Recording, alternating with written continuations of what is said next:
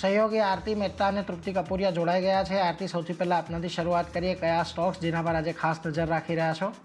જે ઘણા બધા સ્ટોક છે અને સૌથી પહેલાં ઓએમસીસ કાઉન્ટર આજે ફોકસમાં રહેશે। વિન્ડફોલને લઈને ફરી એકવાર સમાચાર આવતા દેખાયા છે અને સરકારે ટેક્સ જે છે તે અહીંયાથી વધાર્યો છે। ક્રૂડ પર વિન્ડફોલ ટેક્સ 39% વધતો દેખાયો છે અને આ વિન્ડફોલ ટેક્સ જે 4,900 હતો ત્યાંથી વધારી 6,800 પ્રતિ ટન હવે અહીંયાથી કરવામાં આવ્યો છે અને નવા દર જે છે તે આજથી અહીંયાથી લાગુ થતા દેખાશે અને ડીઝલ, પેટ્રોલ સાથે જ એટીએફ પર વિન્ડફોલ ટેક્સ જે છે તે 0 યથાવત રાખવામાં આવ્યો છે। માત્ર ક્રૂડ પર આજે વિન્ડફોલ ટેક્સ છે તે અહીંયાથી વધારવામાં આવ્યો છે। તો ઓએમસીસ કાઉન્ટર આજે ખાસ ફોકસમાં રાખવાના રહેશે। નેક્સ્ટ જે બિઝનેસ અપડેટ આવી રહ્યા છે તેને કારણે સ્ટોક ફોકસમાં રહેશે એ છે આરબીએલ બેંકનું કાઉન્ટર।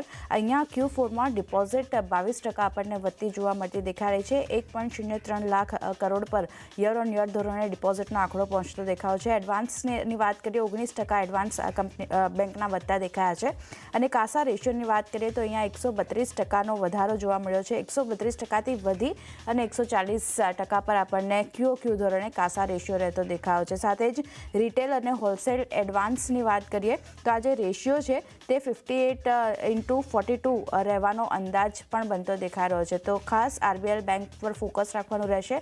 પોઝિટિવ બિઝનેસ અપડેટ છે Q4 બિઝનેસ અપડેટ, તેને કારણે સ્ટોક કઈ રીતે રિએક્ટ કરે છે તેના પર નજર રાખવાની રહેશે। બ્રોકરેજ રિપોર્ટ પણ આવ્યો છે આરબીએલ બેંક પર।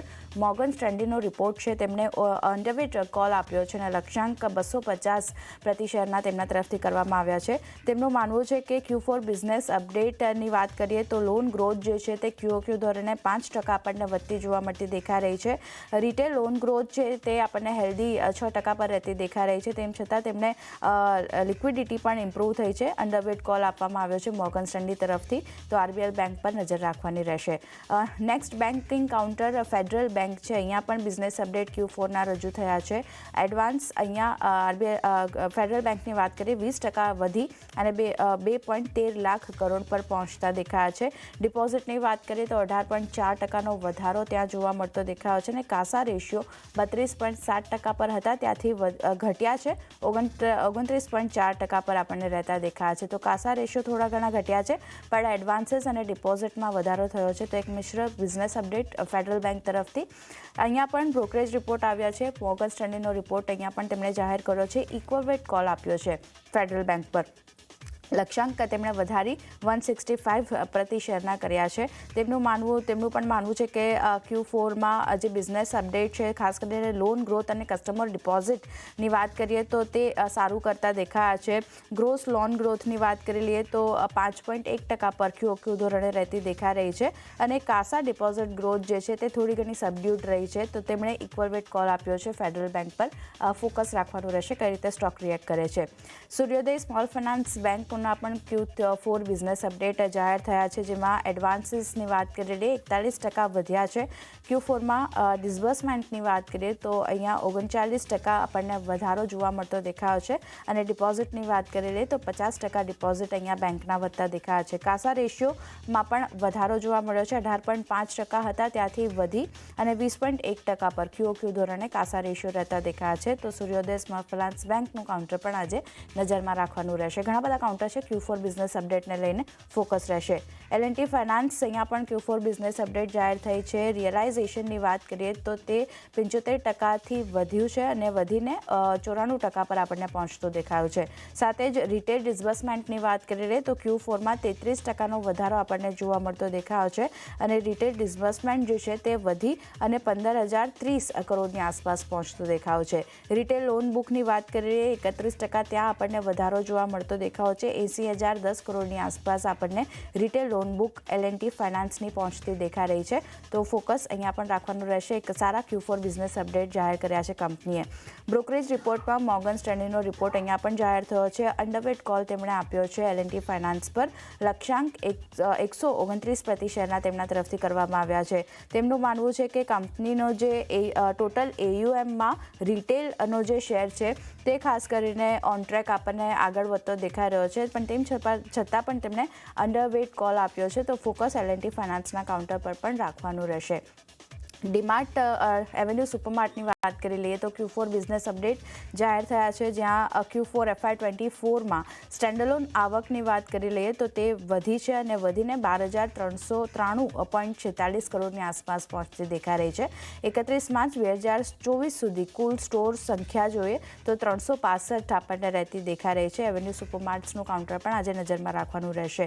બ્રોકરેજ રિપોર્ટ મોર્ગન સ્ટેન્લીનો અહીંયા પણ આવતો દેખાયો છે. ઓવરવેટ કોલ આપી રહ્યા છે તેઓ એવન્યુ સુપરમાર્ટ પર 4,695 પ્રતિ શેરના લક્ષ્ય સાથે.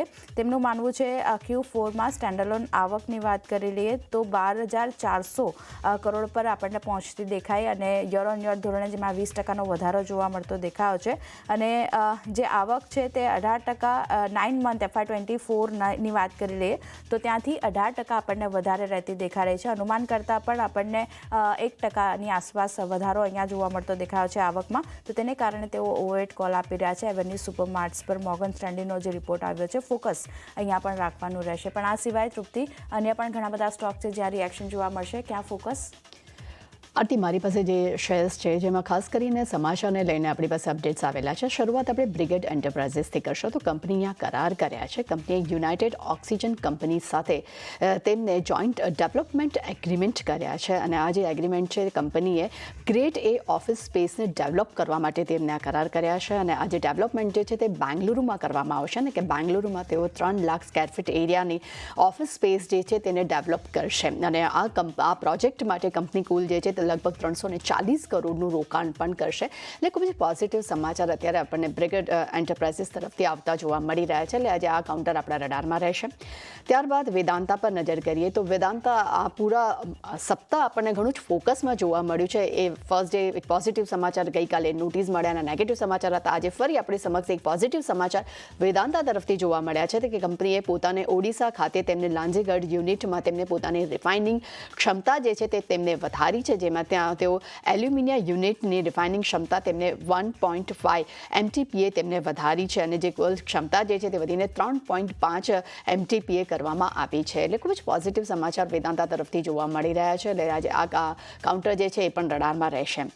ત્યારબાદ નજર કરીએ આપણે GE પાવર માટે તો કંપનીને અહીંયા 2 મોટા ઓર્ડર્સ મળ્યા છે. કંપનીને જયપ્રકાશ પાવર પાસેથી 774.9 કરોડના 2 ઓર્ડર્સ મળ્યા છે. એટલે આજે આ ઓર્ડર્સ મળ્યા છે એટલે પોઝિટિવ સમાચાર છે. જોવાનું રહેશે કે કેવું રિએક્શન જોવા મળે છે.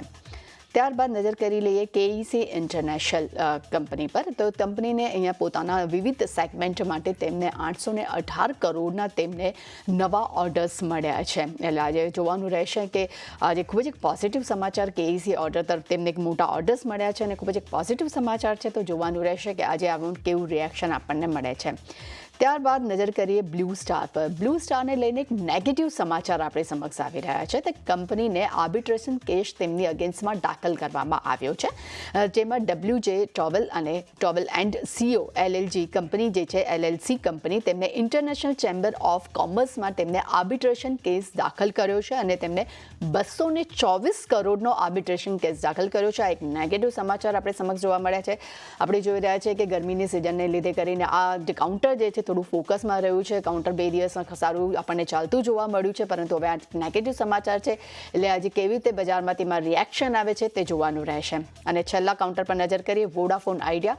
અહીંયા બોર્ડ બેઠકના સમાચાર આપણી સમક્ષ આવી રહ્યા છે કે કંપની 6 એપ્રિલે કંપનીની એક બોર્ડ બેઠક યોજાવા જઈ રહી છે જેમાં તેઓ 2,075 કરોડના ફંડ એકત્ર કરવા પર તેઓ વિચાર કરશે. અને આપણે જોયા કે ગઈકાલે પણ વોડાફોનમાં એક પોઝિટિવ સમાચાર આપણે સમક્ષ આવ્યા હતા કે શેરધારકો તરફથી તેમને મંજૂરી મળી હતી એક મોટા ફંડ માટે ફંડ એકત્ર કરવા માટે તેમને મંજૂરી મળી હતી અને આજે ફરી 6 એપ્રિલે તેમની બોર્ડ બેઠક યોજાવા જઈ રહી છે. એટલે નીરજ, મારા તરફથી અને આરતી તરફથી ઘણું લાંબુ લિસ્ટ હતું પણ આજે દરેક શેરમાં સારી એવી એક્શન જોવા મળી શકે છે.